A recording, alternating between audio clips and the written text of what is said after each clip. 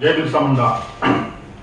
बड़ी खुशी की बात है कि 2017 में all India Adivasi employees federation का चंद्रपुर शहर में जो सुवर्ण महोत्सव जयंती उत्सव हमने पारित किया था, उस उत्सव में हमने तय किया था कि all India Adivasi employees federation all over India ये फैलना चाहिए, इसका प्रचार प्रसार होना चाहिए और उसी माध्यम से उसको मद्देनजर रखते हुए आज मुझे बड़ी खुशी हो रही कि भारत के सभी जहां पर आदिवासी है वहां पे हर एक स्टेट में अपनी शाखाएं ओपन हुई है। ये बड़ी खुशी की बात है।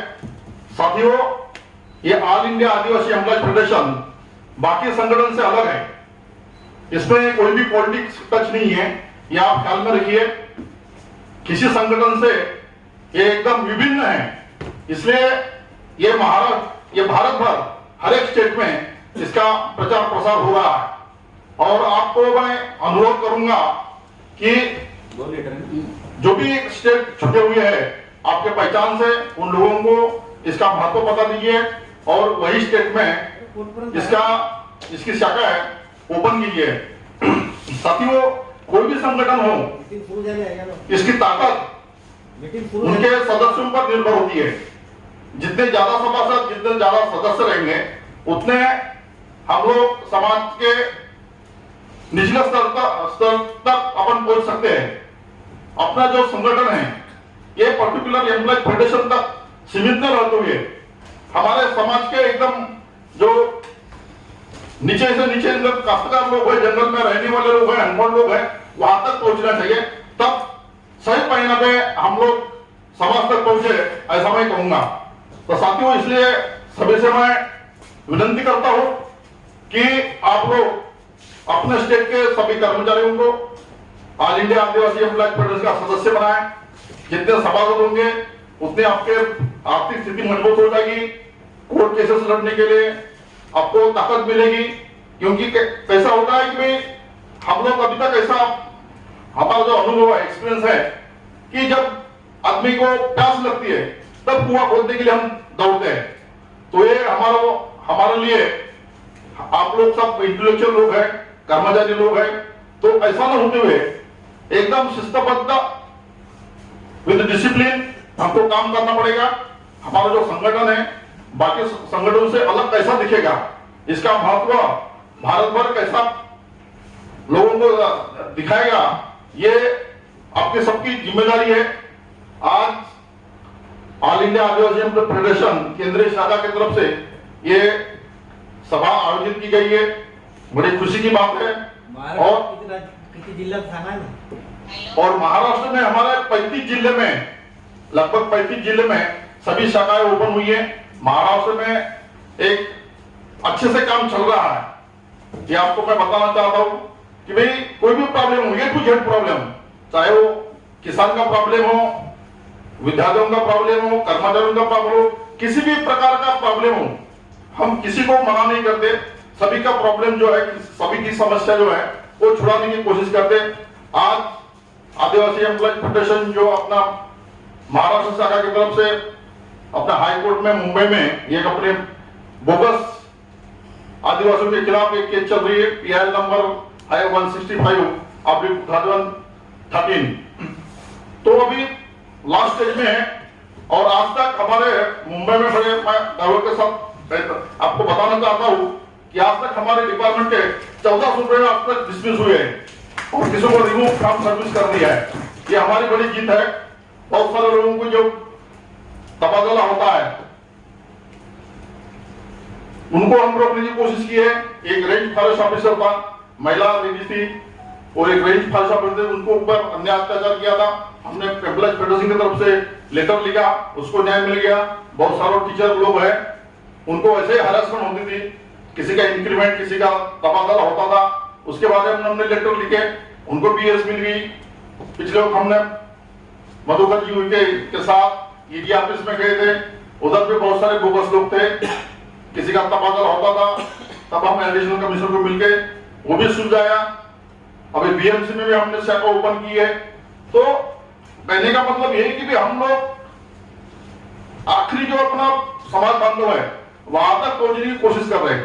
जब तक हम लोग आखिरी समाज बांधव तक नहीं पहुंचेंगे तब तक ये आदिवासी एम्प्लॉयज फेडरेशन ये सीमित रहेगा और कुछ पर्टिकुलर लोगों तक ही पहुंचेगा। तो मैं सबसे गुजारिश करता हूं कि इसको अगर सही पैमाने पर आपको लोगों तक पहुंचाना है तो समाज प्रबोधन करना बहुत जरूरी है।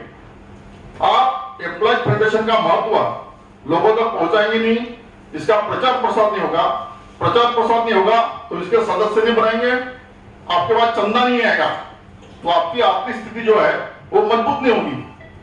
आज तक हम पाए गए कि इतने एम्प्लॉयज होके भी कोई कोर्ट केस अपन लड़ने जाते हैं तो पहले बात आती है चंदा की, तो फिर बात समय पर हमको चंदा इकट्ठा करना पड़ता है।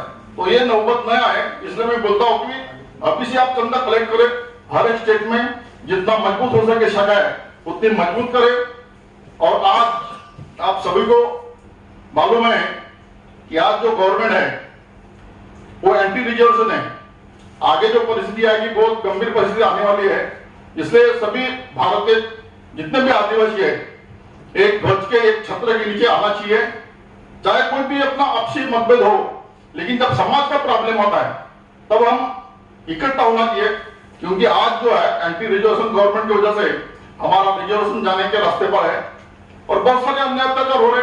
विकास की बातें जो करे तो कोई विकास नहीं हो रहा आदिवासी का, और हम पढ़े लिखे लोग इंटेलेक्चुअल लोग उनके पीछे पीछे दौड़ते हैं। हमको बताना पड़ेगा हमारा अस्तित्व, हमारी अस्मिता क्या है वो बताना पड़ेगा। हमको किसी को डरना नहीं है। आपने कोई देशद्रोह का काम नहीं कर रहे, हम लोग सही मार्ग से अपना लड़ाई लड़ रहे हैं तो डरने की क्या बात है। बहुत कर्मचारियों में ऐसा एक डर पैदा होता है कि मैं डिपार्टमेंट के खिलाफ लेटर लिखूंगा तो मेरे अगेंस्ट में विजिलेंस फाइल ओपन हो जाएगी, मेरा इंक्रीमेंट स्टॉप होगा, मेरा तबादला हो जाएगा, मुझे मेंटली हैरेसमेंट हो जाएगा। लेकिन ऐसा कोई नहीं होता है, किसी रूल में ऐसा लिखा नहीं है कि भाई गवर्नमेंट कर्मचारी में अपने अधिकारों के लिए लेटर लिखना कोई गलत नहीं है। अगर किसी को ऐसा डर लगता है तो ऑल इंडिया आदिवासी फेडरेशन आपके पीछे है, किसी को डरने की बात नहीं है, हिम्मत से काम लीजिए। मैं सबको एक आश्वासन देता हूं और एक जो केंद्रीय बॉडी है हम आपके पीछे, चाहे कौन सी भी स्टेट का हो, चाहे महाराष्ट्र हो, छत्तीसगढ़ हो, गोवा हो या दिल्ली हो, सभी स्टेट ने उसको पूरी ताकत के साथ लड़ना पड़ेगा, उसका प्रतिकार करना पड़ेगा। क्योंकि जो आज के जो दिन है ये पूरे आदिवासी के खिलाफ है। कोई भी नेता हो, हमारा भी नेता हो, लेकिन हमारा नेता कहने में हमको बड़ा शर्म की बात है कि वो समाज के प्रतिनिधि है ही नहीं। समाज के ऊपर इतना अन्याय अत्याचार हो रहा फिर भी कोई भी बात नहीं उठाते तो समाज के कैसे प्रतिनिधि हो सकते हैं। तो इसलिए अपने को ये all India Adivasi employees federation को पूरा मजबूत बनाना है पूरा भारत में। ये एक ऐसा संगठन है कि सभी आदिवासियों को इकट्ठा करने वाला। बाकी जो संगठन है पॉलिटिकल है, इसमें क्या चल रहा पता नहीं, लेकिन आप जब तुलनात्मक इसका अभ्यास करेंगे तो this federation is entirely different from the other संगठन। ये आपको बात समझनी पड़ेगी और इसको मजबूत करना पड़ेगा। जितने ज्यादा सभासद होंगे उतना चंदा अच्छा होगा। और ये जो फेडरेशन है इंटेलेक्चुअल लोगों का है, इसमें डॉक्टर्स है, इंजीनियर्स है, प्राध्यापक है, प्रिंसिपल है। तो ऐसे जो कर्मचारी है इतर संगठन में आपको दिखाई नहीं देंगे, लेकिन ये जो संगठन है बहुत ही बढ़िया संगठन है। तो इसका महत्व जो है आप समझने की कोशिश कीजिए, इसको गंभीरता से लीजिए। और ये एक ऐसा संगठन होगा कि जो जैसा बाउंसर है वैसा ये आदिवासी एम्प्लॉयज फेडरेशन है। इसके आगे सरकार को, भारत सरकार को हो या महाराष्ट्र सरकार हो या तो किसी भी स्टेट का सरकार हो, उसको झुकना पड़ेगा। तो ऐसी ताकत हमको बनाना पड़ेगा और हम लोग बना सकते हैं। सिर्फ जो अपनापन है वो आपको घर में रहकर इधर बाहर आना पड़ेगा। मैं लेक्चरर हूं, मैं प्रिंसिपल हूं, मैं इंजीनियर हूं, मैं डॉक्टर हूं, ये जो अपना जो अभिमान की जो बातें हैं, जो हम की जो बातें हैं, ये नहीं होना चाहिए समाज कार्य में। छोटे से छोटा क्यों नहीं है उसको कंधे से कंधा मिलाकर हमको काम करना पड़ेगा।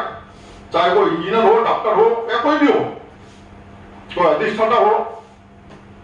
लेकिन हम सब ये थे, जब घर के बाहर जब आते हम लोग तो घर भूल जाने का, मैं कौन हूं सब भूल जाने का, तब हम समाज में काम कर सकते हैं और तभी हमारा संगठन मजबूत होगा।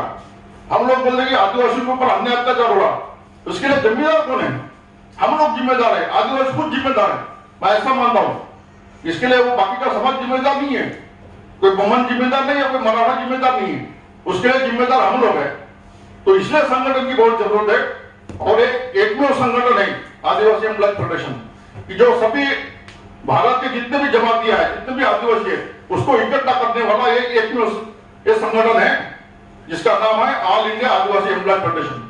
तो इसका महत्व समझते हुए इसको मजबूत करना है और जो भी दिक्कतें आती है आपको तो केंद्रीय कार्यकारिणी है या जो भी जैसा महाराष्ट्र में पहले से जो चल रहा, हम लोग भी आप लोगों को गाइड करेंगे, लेकिन इसका प्रचार प्रसार पूरे भारतवर्ष में होना चाहिए।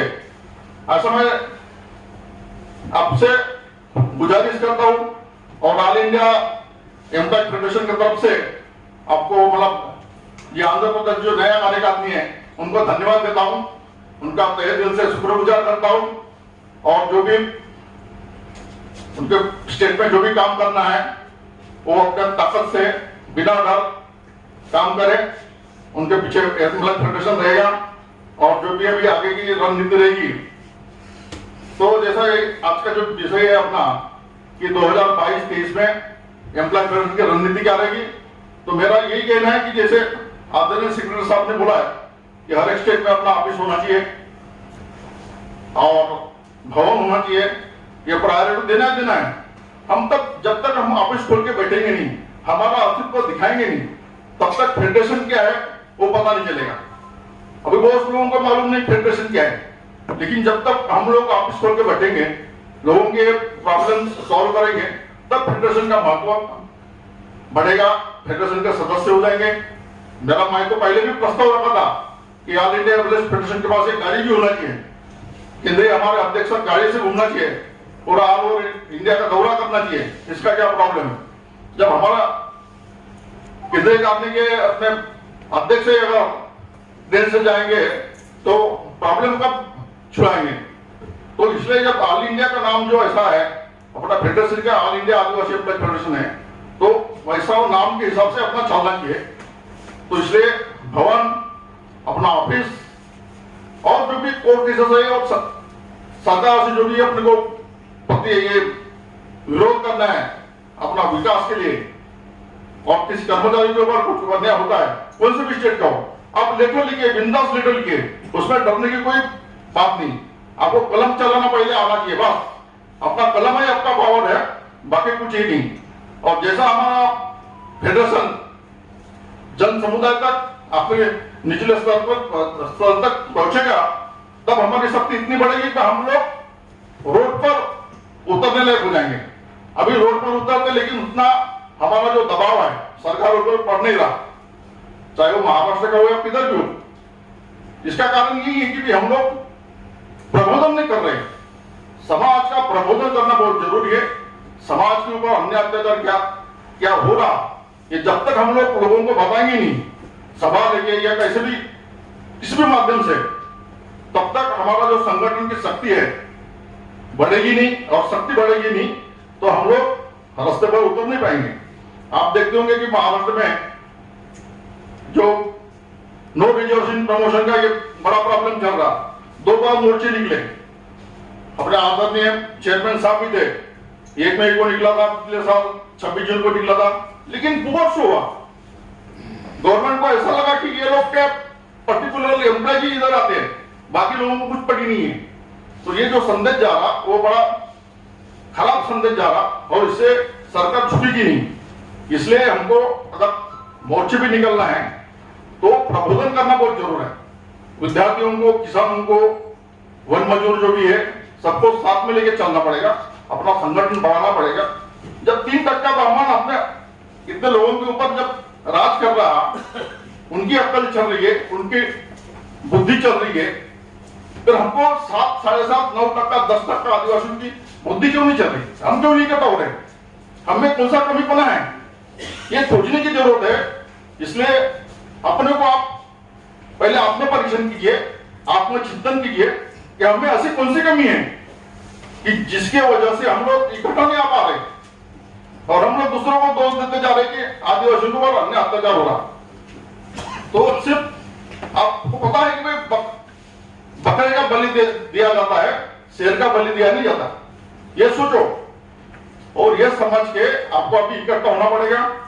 और आज मैं सबका आभार और सबको तहे दिल से शुक्रगुजार हूं कि आप सभी स्टेट से आके अपने केंद्रीय कार्य की सभा के अगले साल के लिए रणनीति तय करेंगे।